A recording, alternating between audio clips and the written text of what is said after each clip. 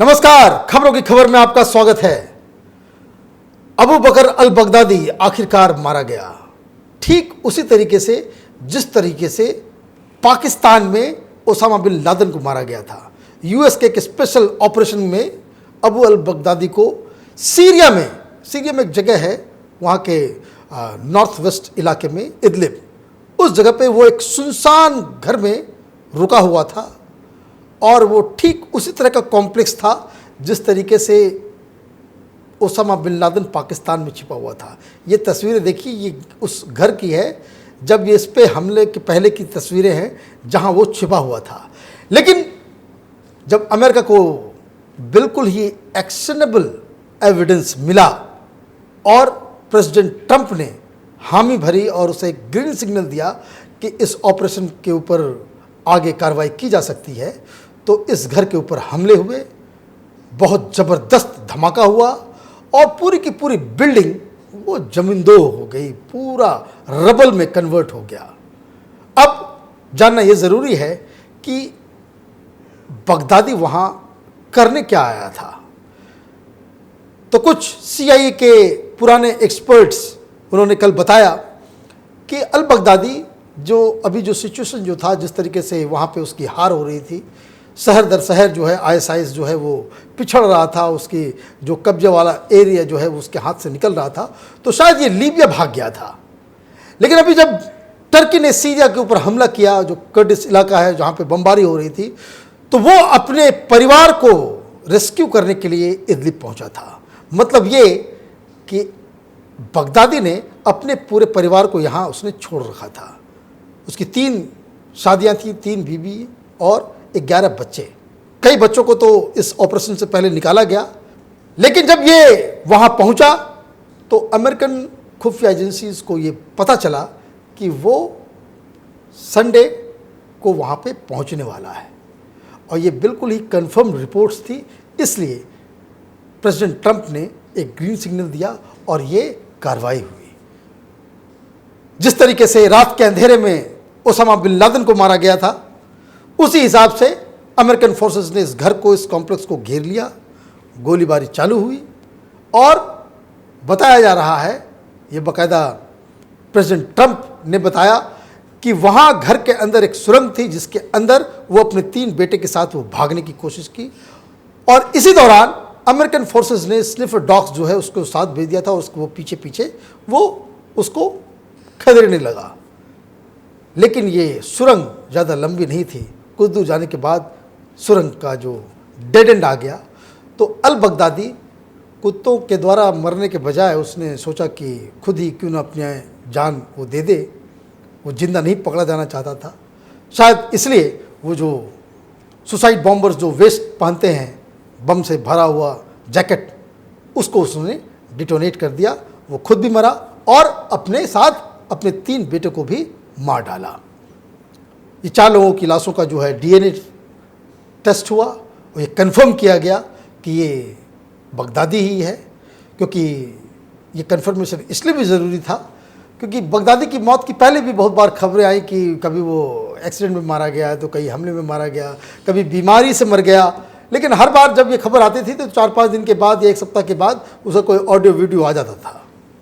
अब सवाल ये है कि इसकी मौत तो ठीक है, वो अमेरिका का दुश्मन था, इराक में उसने कई सीरियल ब्लास्ट वगैरह किए और पूरी दुनिया में दहशत को, जिसको कह सकते हैं कि जो ऑडियो वीडियो के जरिए, ये पहला ऑर्गेनाइजेशन है, मार्क कीजिएगा इसको, कि ये पहला इस तरह का टेररिस्ट ऑर्गेनाइजेशन था जो अपने जो क्या अमानवीय कृत्यों को, बिल्कुल इनह्यूमन बिहेवियर को, जिस तरह से वो लोगों के गले काटता था, गले काट करके वो उसको पोल में लगा देता था और 1-2 नहीं 100 लोगों के सिर को जो है वो इराक के चौराहे पे जो है वो नुमाइश के लिए रख देता था। उसका वो वीडियो भी ये लोग बनाते थे और उसको यूट्यूब और सोशल मीडिया पे डाला करते थे। एक ऐसा, ये कहे कि एक तो विभत्स रूप से हिंसा करता ही था और उसकी नुमाइश भी करता था। कई लोग ये हैरान होते थे कि भाई ये किस तरह का ये काम कर रहा है। एक तो आप इस तरह से आप काम कर रहे हो, गलत काम कर रहे हो और उसका वीडियो बना करके आप नुमाइश करते थे। आप देखिए बहुत सारे ऐसे वीडियोस आपको मिल जाएंगे। अब तो बहुत सारे के ऊपर बैन लग गया है कि आप मूली गाजर की तरह लोगों को लेकर के आते थे और सर पे गोली मारा और भेज दिया। आपने 20 लोगों को पकड़ा, जमीन पे लिटा दिया, एक एक करके गोली मार दी। इस तरह के वीडियोज ये सब ISIS या अल बगदादी के संगठन के द्वारा किया गया। और अमेरिका और यूरोप में तो दहशत फैल जाती थी जब किसी यूरोपियन को ये लोग पकड़ते थे। आपको याद होगा उस तरह की तस्वीरें कि बिल्कुल ही ऑरेंज कलर का ड्रेस पहना करके पब्लिकली उसको मारा जाता था, उस वीडियो को रिलीज़ किया जाता था। और बहुत कमाल के टीवी चैनल्स हैं, बहुत सारे कमाल के लेफ्ट लिबरल मीडिया उसे और भी दिखाती थी, जैसे BBC आप देख लीजिए, CNN पे आता था। अल जजीरा इस टेप्स को जो बाकायदा बहुत ही शान के साथ दिखाया करता था कि ये देखिए एक कोई बहुत बड़ा खलीफा पैदा हो गया है इराक के अंदर में। अब खलीफा से याद आया कि ये कई लोग बोलते भाई अल बगदादी ये तो इराक में ऑपरेट करता था, लेकिन पूरी दुनिया के लिए खतरा कैसे बन गया?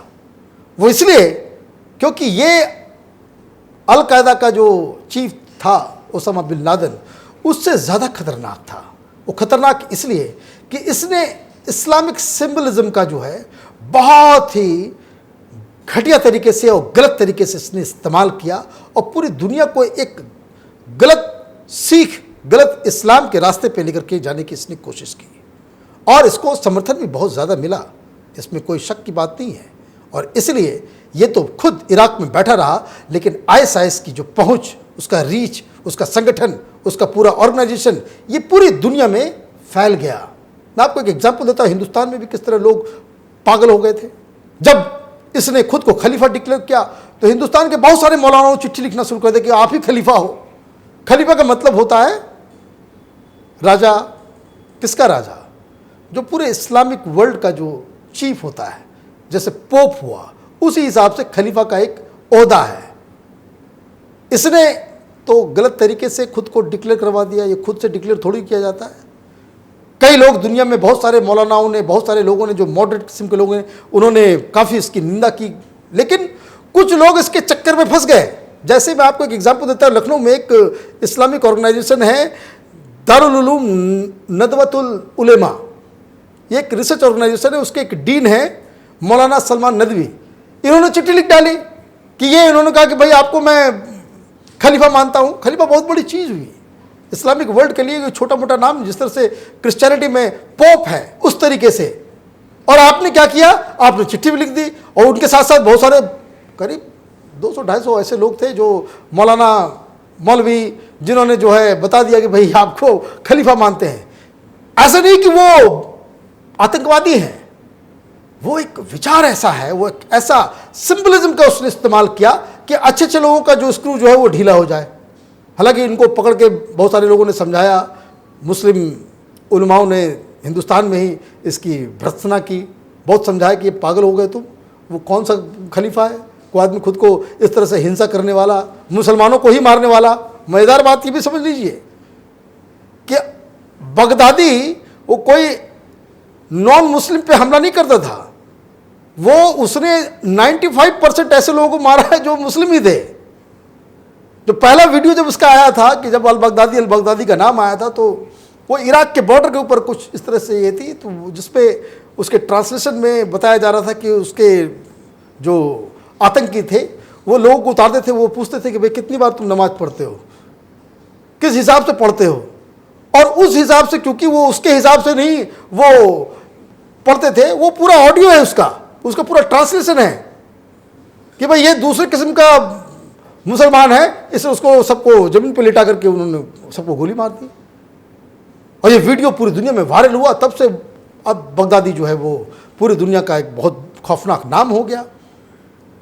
तो हिंदुस्तान में वो उस तरह से लोगों को बरगलाने, मैं ये कह रहा हूँ कि ये इसलिए ओसामा बिन लादेन से ज़्यादा खतरनाक है क्योंकि इसने इस्लाम का इस्तेमाल जो है वो लोगों की भावनाओं को भड़काने के लिए, और उस तरीके से इसने ब्रेन वॉश किया कि कई लोग केरल से, महाराष्ट्र से, कई उस तरह की खबरें आपने देखी होगी। हिंदुस्तान में बहुत सारे टीवी चैनल ने स्टिंग ऑपरेशन वगैरह किया था कि लोग हिंदुस्तान से भी जाने लग गए।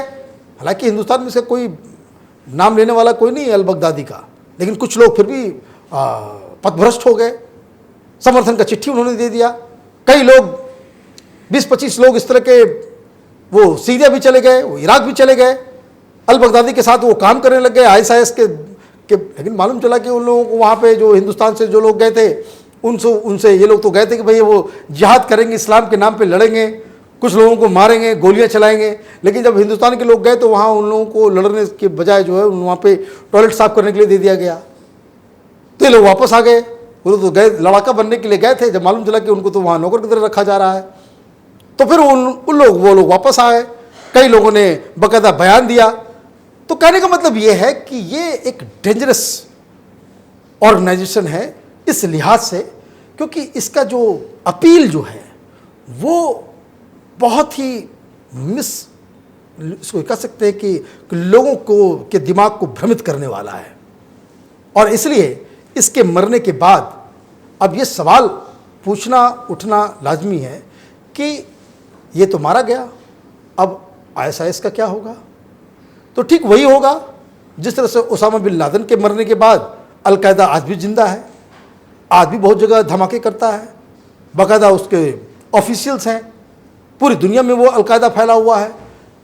तो आईएसआईएस भी पूरी दुनिया में पहुंचा हुआ है। कश्मीर में आप देखिए, जब ये जो निकालते हैं रैलियां सेपरेटिस्ट, तो पीछे आईएसआईएस का झंडा लेकर के चलते हैं, ये बगदादी का नाम लेकर चलते हैं। उनके लिए बगदादी जो है वो बाकायदा उनके लिए खलीफा है। आप देखिए आशिया अंद्राबी एक स्टिंग ऑपरेशन में एक टीवी चैनल की पूरी स्टोरी की थी, किस तरह से लोग पूरी कश्मीर पहले आते हैं, केरल से, तमिलनाडु से, महाराष्ट्र से, और वहाँ आसिया अंद्राबी के नेटवर्क के साथ मिलकर के वो किस तरह से वो रिक्रूट किया करती थी आईएसआईएस के लिए।